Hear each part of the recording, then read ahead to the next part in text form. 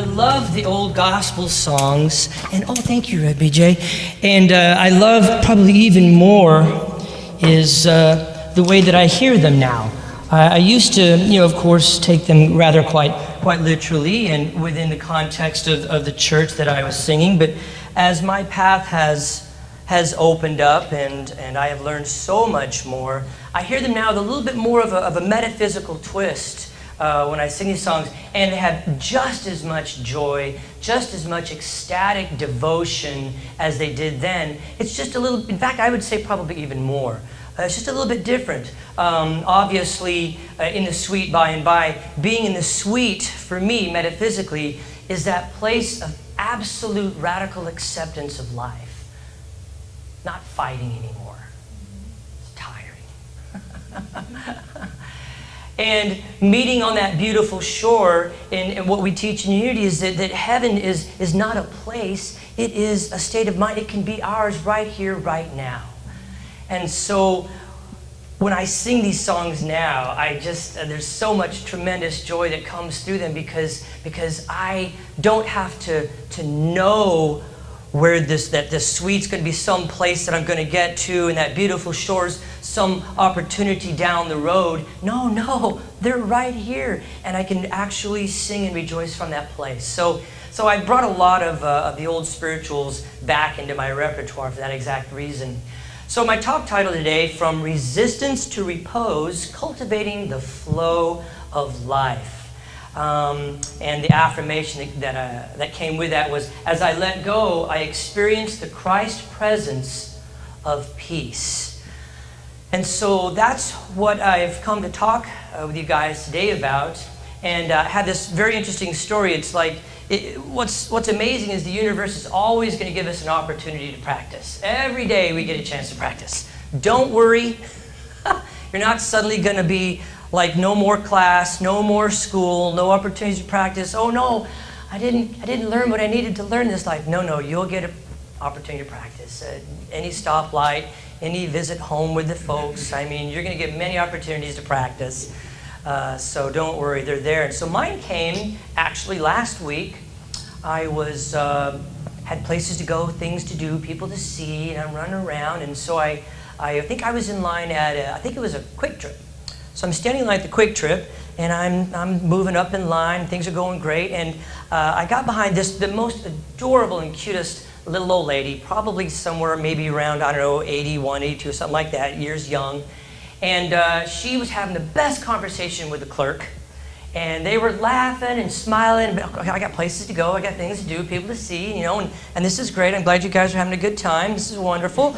And so I can start to feel this resistance starting to build.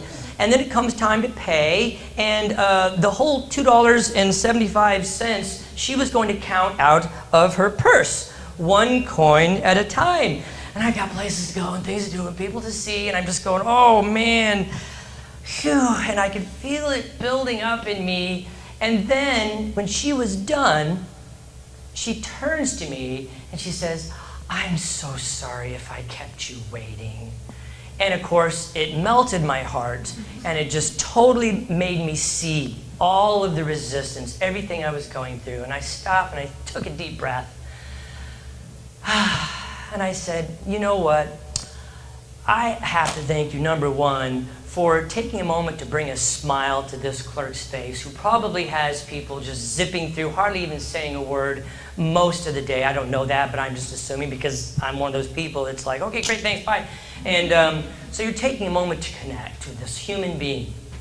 Number two, thank you for helping remind me to just stop and rest and breathe and relax into life. And so thank you for that lesson. And we probably better get to the car, Mom, because you're going to be late for your 20-minute appointment. It was my mom.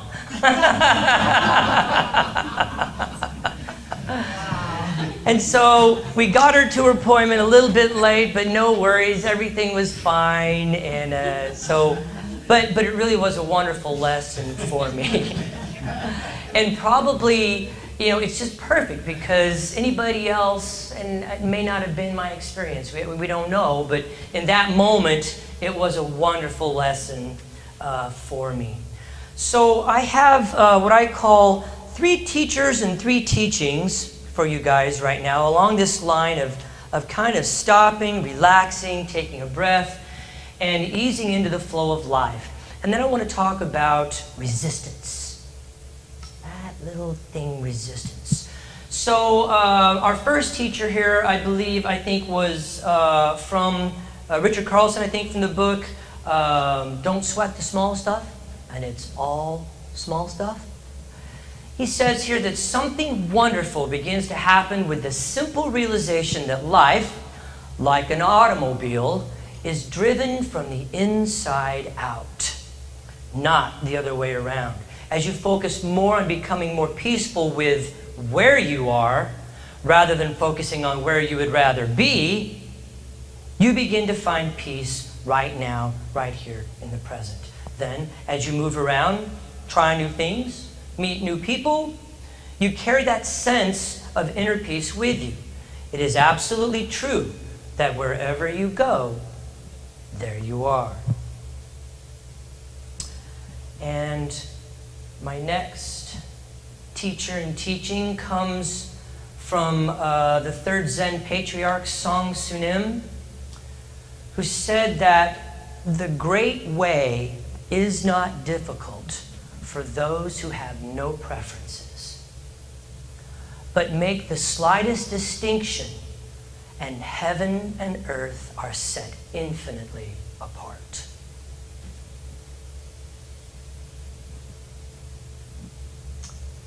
And my next teacher and teaching, and I'm not sure, I might have gotten these turned around a little bit. I think this is actually also from Richard Carlson. It's a great book. But this next one is one that I shared with you guys in the program. And it says that true happiness comes not when we get rid of all of our problems, but when we change our relationship to them. When we see our problems as a potential source of awakening, when we see our problems as opportunities to practice, then we also see them as an opportunity to learn. And so that's my talk today, is on from resistance to repose. So let's take a look at resistance, what we call problems, and all of the forms that it shows up. So resistance is an interesting thing in our lives. It can be very, very subtle, or it can be, extremely, in fact, it could be radical and violent. A lot of people are moved to that these days of high politics, and resistance has actually come to mean somewhat of a militant resistance towards the way things are going governmentally. So it can be extremely subtle or very, very gregarious in our faces. But the more common and general daily forms of resistance might look like this: impatience, rigidity, gotta do it this way, it has to be done this way. Complaining, doubt, should or shouldn't. When you catch yourself saying those words, they may be the words that need to come out right now, but if you can catch yourself whenever you say that and try to notice for a moment the resistance to the way things currently are. And I'll speak more about that in just a moment. Where does resistance show up the most? Ooh, driving. Driving's a big one. What is it? People going faster than me are idiots, and people going slower than me are maniacs, or was it the other way around? You get the point. Politics, television. Wow. I'm afraid to look at my phone anymore these days. It's just, I gotta figure out how to turn all that stuff off. Television, politics, the computer, all these things streaming at us nonstop are wonderful opportunities to practice, to see within yourself what is it that you are resisting. Standing in line, waiting for the computer to boot up, waiting for someone in line at some place. All these are great opportunities to practice and great forms of where resistance shows up the most in our lives. My teacher, and he took this from a Buddhist teaching, is that the definition of suffering is the mind wanting things to be different than the way they are. So let that sink in for a second. We know, we teach in Unity that pain is a part of life. However, suffering is optional. There is going to be pain in life. This we know. But the suffering part of it is the part that is so interesting at what we're here to talk about and discuss today. So I want to cover 3 basic points today on resistance. Number 1, resistance blocks the flow of life. It blocks that flow of life, being in the flow, in the zone. It blocks that. Resistance separates us from other people. And finally, the 3rd point that I want to cover today is radical acceptance. And that goes right back to what I said a moment ago. The definition of suffering is the mind wanting things to be different than the way they are. There's a radical acceptance in that. So, number 1, resistance blocks the flow of life. You will find resistance blocking your flow of life, and you will recognize it because you're tied up in something in the past or the future. Resistance shows up by worrying about something that's going to happen, which the definition of worry is a misuse or even an abuse of imagination. Our beautiful imaginations, which can create things like this, create this community. When it is abused, looks like worry. Resistance shows up as worrying about the future, or regretting the things that have happened in the past. The Buddha often said that what's done had to be done. It couldn't happen any other way. That's the way it happened. And to worry about, oh, it should have happened this way, or it should have happened the other way, or who is to blame for that, now you're all caught up. You see the little thought train that you're hooked into now, and you are absolutely not present. You are absolutely not in the flow of life. You're dealing with all of the way that it could have been, should have been, but the Buddha always said that what happened had to happen. So, pasting and futuring, I love the story about the 2 monks who are walking down the road, and the monks in this particular monastic order are not allowed in any way, shape, or form. They have a vow of celibacy. They're not allowed to touch a woman. They don't even tend to look at them. So they're walking down the road, and they approach a young woman who's standing by a giant puddle of mud. And she's trying to figure out how to get around this big puddle of mud. And so one monk walks up and asks her and says, "May I carry you across?" And she says, "Thank you, thank you." He picks her up, and the 2 monks walk through the mud. He carries her to the other side, sets her down, and they bow, and the 2 monks continue walking down the road. 45 minutes down the road, the other monk, noticeably disturbed, is like, "I can't believe you touched a woman. You have broken the sacred vows. You touched a woman." And he turns to him and says, "I put her down 45 minutes ago. You're the one still carrying her." So pasting and futuring, great opportunity to see that you are not in the flow of life. Generally, resistance shows up in this form, pasting and futuring. Number 2, resistance separates us from other people. It shows up or manifests in the form of projecting our pain, our wants, our needs onto other people. Projecting onto them. If only they would do things the way I want them to be done. If only they would think the way I think. If only they would feel the way I feel. Boy, politics is a great arena for this particular situation, isn't it? It separates us from others.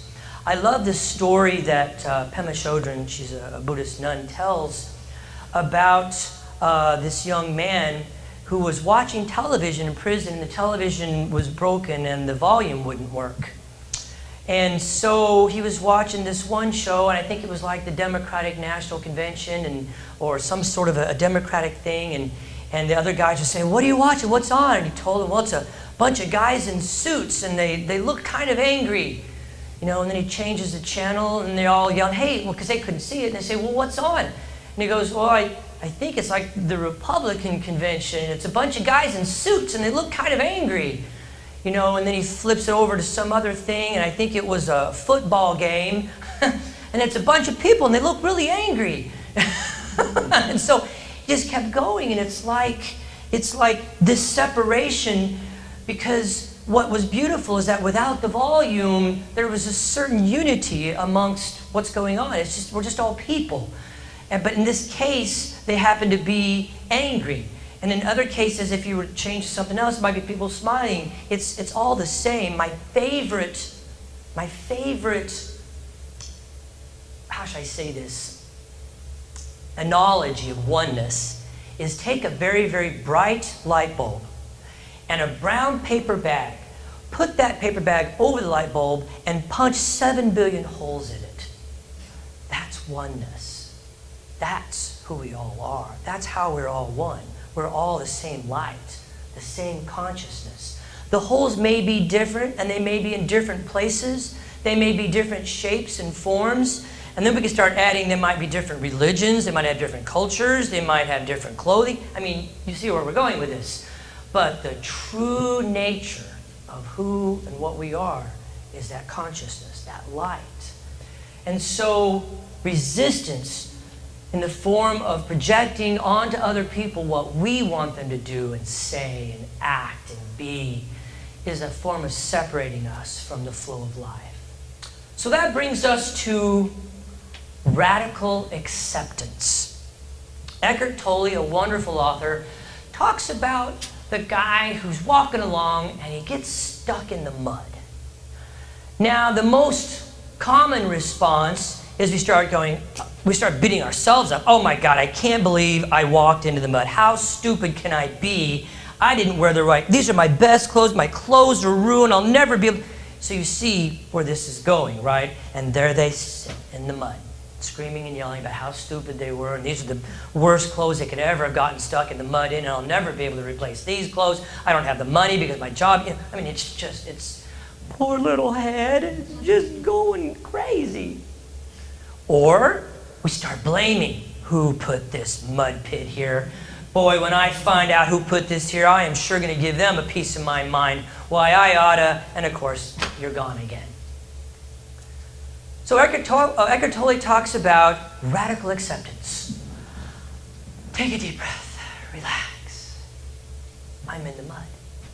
Here's where I am. Yup, it's mud. Yup, here I am. So you breathe into it, you radically accept, this is where I'm at. This is my life circumstance right now. You can apply that to your life circumstance right now. Radical acceptance. And then from a place of peace, equanimity, and the big picture, you can say, okay, what steps can I begin to take to get out of the mud? Because I would rather not be here. So I start talking to people. Yeah, I'm in the mud. Yeah, interested in maybe a different job, doing something I like, or maybe a different place. You just start talking. You start bringing this out into the universe. How would you change this life circumstance? Putting this out into the universe. You start talking to people, meeting people, putting out things on Facebook. Now you're not complaining, because that's resistance. Can't believe I'm in the mud. Don't you feel sorry for me? Look at this mud. Look how deep it is. Look how terrible it is. It smells. That's complaining. No. I'm in the mud. Yeah, this is where I'm at right now. And so I'm kind of interested in doing something different. So you begin putting this out in the universe. You're talking to people. You're taking classes again on how to get out of the mud. You look at some books. You watch some videos. You begin participating in the flow of life. What we know in the Buddhist practice is that impermanence, Everything is in the process of becoming something else. That includes you being stuck in the mud. It will change. It's going to change. Are you going to participate in that, or are you going to fight that the whole time? I love the new science that's coming out. Oh my gosh. The new sciences that are coming out. We read an article or watched it. No, actually it was a video on YouTube talking about, you guys are familiar with the works of Dr. Emoto and how he would place a word on a petri dish of water. That word might be ugly and hate, and then on the others he would put love and harmony. He would freeze the water, and then when you looked at the crystals, the one that said hate and ugly were malformed crystals. Totally malformed. They were not right at all. The other ones that had love and harmony were the most perfectly, beautifully formed crystals, like snowflakes. This scientific project was repeated time and time and time and time and time and time. Absolutely proven. Now what they're starting to discover is that the human body totally regenerates itself every 7 years. We are made of what? 80-some% water? I don't know the exact number, but you know that's a very, very high percentage of water. So what they're starting to discover is that what we've been teaching in unity and what many of the great teachers and philosophers have been teaching for thousands of years is that our thoughts can manifest change. What they're now starting to discover is that these cells that we are regenerating, depending on our attitude, get formed or malformed. They're actually starting to prove this. My head just went, like, wow.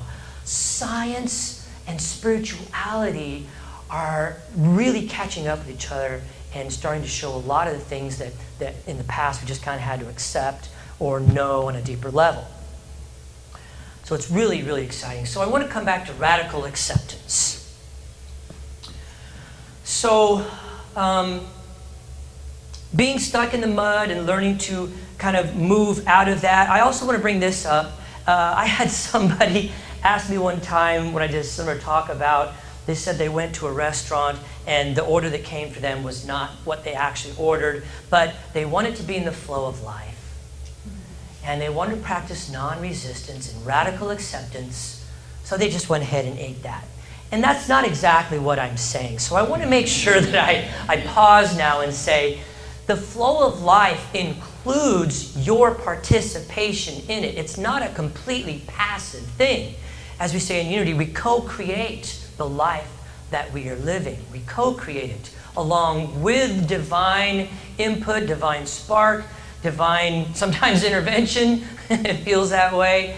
But we're co-creating at the same time. So yes, by all means, you, with love and compassion, you say, excuse me, this isn't quite what I ordered, and so I'd like to send that back. In fact, it might be somebody else's dinner, and they're probably waiting for it. You know, so we participate in life. We radically accept that, you know, oh, this is my situation. So the teaching is more about accepting our general life circumstance, radically accepting it, and then participating in seeing that. Where is it that I'm resisting this? Where is this that I'm stuck? If I got there, what was my part in bringing this about? Not beating yourself up, not blaming, participating, radically accepting, coming at this from a place of joy, equanimity, and curiosity. I love that word. Curious about this one laboratory that we were given, so that we can, for the rest of our lives, we will be experimenting with this laboratory, seeing, oh, why did I react that way? Or why is it that this guy who's like exactly 2.3 centimeters off of my rear bumper, you know, what is it that I'm feeling here? You know, why is this coming up? He's not touching me, he's not, you know, I mean, that's, my brother is obviously either in a big hurry or is really suffering. You know, I'm of course not saying that we don't, you know, stick up for ourselves when we need to. That's a part of participating in life.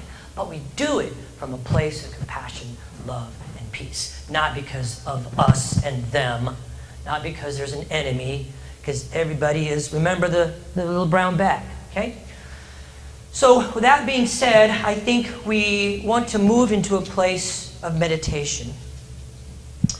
So if someone could dim the lights for us a little bit. So what I want to do is take the message of radically accepting this life, this circumstance that we are in. Take a deep, cleansing, grounding breath. Hold it at the top and release it slowly. Continue breathing in a deep and contemplative, meditative way.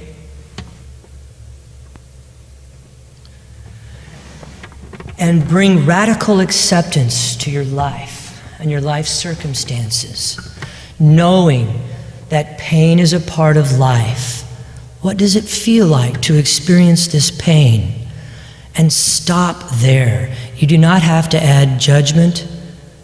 Why do I have to have this pain? Why was this pain brought to me? It's just pain. All the rest is story, commentary, judgment on the part of the ego mind. And as we move into this place of meditation, as we breathe deeply, contemplate radical acceptance, and then move into co-creating from a place of peace, place of equanimity,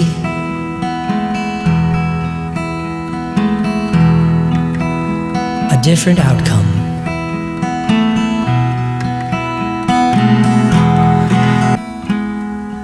So as we breathe deeply, we just be. That in itself is radical acceptance. Just be.